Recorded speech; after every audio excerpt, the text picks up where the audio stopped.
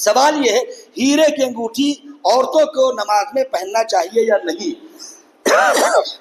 میں ایک بات آپ سے عرض کر دوں، ہر وہ دھات جو عورتوں کی زینت بن سکتی ہے عورتیں پہن سکتی ہیں، اس سلسلے میں علماء کے دو قول ہیں۔ ایک قول تو یہ ہے کہ سونے اور چاندی کے سوا عورتوں کو کوئی زیور نہیں پہننا چاہیے، ایک تو قول یہ ہے سیدھا سا جو علماء کہتے ہیں۔ اس کے علاوہ اگر وہ کوئی دھات پہنتی ہے تو اس کی نماز مکروہ ہوگی، یہ بات بعض علماء کہتے ہیں۔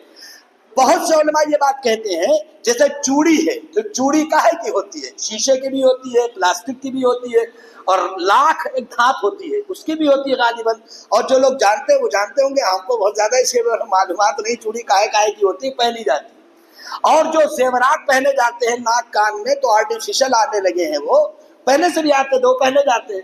عورتیں اگر زیب و زینت اختیار کرتی ہیں اور اس زیب و زینت سے پاکی میں کوئی فرق نہیں پڑتا ہے، جیسے لالی لالی میرے خیال سے ہونٹوں پہ لگانے والی چیز کو کہتے ہیں شاید، ہے نا لالی، اور اس کو کیا کہتے ہیں جو ناخن پہ وہ نیل پالش کہتے ہیں اس کو، انگریزی لفظ ہے تو کم آتے ہیں ہم کو مولوی صاحب لوگوں کو، تو نیل پالش ہوتی ہے وہ لگائی جاتی، کیوں منع؟ اس سے نماز کیوں نہیں ہوتی؟ کیونکہ جب آپ وضو کریں گے تو یہ ناخن بھیگ نہیں پائیں گے، اگر یہ بھیگیں گے نہیں تو وضو پورا نہیں ہوگا، اس لیے منع۔ بہت سی عورتوں نے بات بتائی کہ اچھا مولوی صاحب نماز وضو کر لے پھر لگا لے پھر نماز پڑھ لے پھر مٹا دے، تو لگاؤ لے، ہم سے کیا مطلب ہے یار؟ جواب اللہ کو دینا، مولوی صاحب کو نہیں دینا، یہ یاد رکھیے گا۔ مسائل مولوی صاحب بتا دیتے ہیں، جواب مولوی صاحب کو نہیں دینا، جواب کس کو دینا؟ اللہ کو۔ اس لیے یہ سب چیزیں ہیں، آپ لالی لگائیں، لپسٹک لگائیں، نیل پالش لگائیں، کچھ لگائیں، شریعت یہ کہتی آپ انگوٹھی پہنے، انگوٹھی اگر بنا ہلائے پانی اندر نہیں پہنچتا ہے تو آپ کو انگوٹھی ہلانا یا اتارنا فرض ہوگا، بالکل صاف بات ہے۔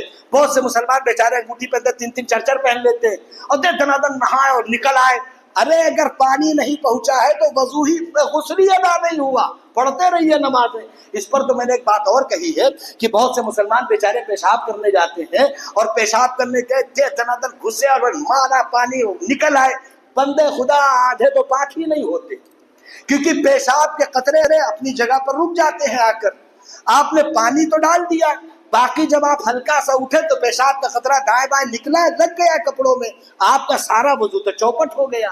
اس لیے اس پیشاب کرنے میں بھی قاعدے سے صاف کر لینا چاہیے، اسی لیے مٹی کا استعمال کراتی تھی شریعت مٹی کا استعمال اسی لیے کراتی ہے تاکہ آدمی قاعدے سے پوچھ لے۔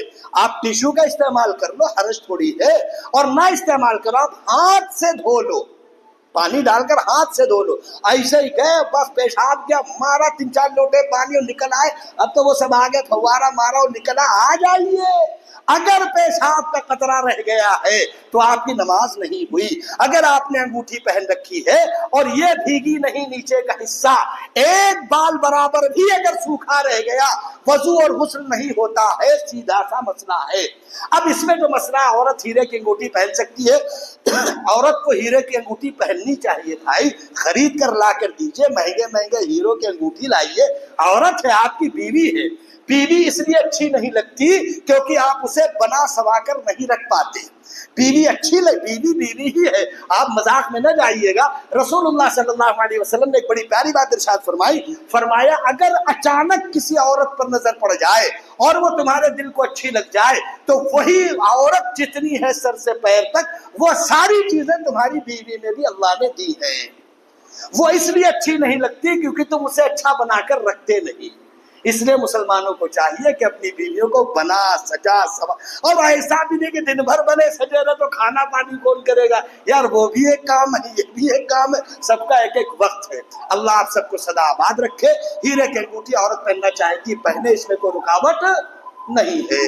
مرد پہن سکتے ہیں کہ نہیں، آپ یہ سوال کرتے تو جواب یہ تھا کہ مردوں کو اجازت نہیں ہے، مردوں کو چاندی کی انگوٹھی بس اس میں اگر کوئی نگینہ سا لگ جائے، بہت کم علماء اس کی اجازت دیتے ہیں، ورنہ اس کی ضرورت نہیں ہے۔ اللہ ہم سب کو صحیح علم کے ساتھ عمل کی توفیق دے۔ وآخر دعوانا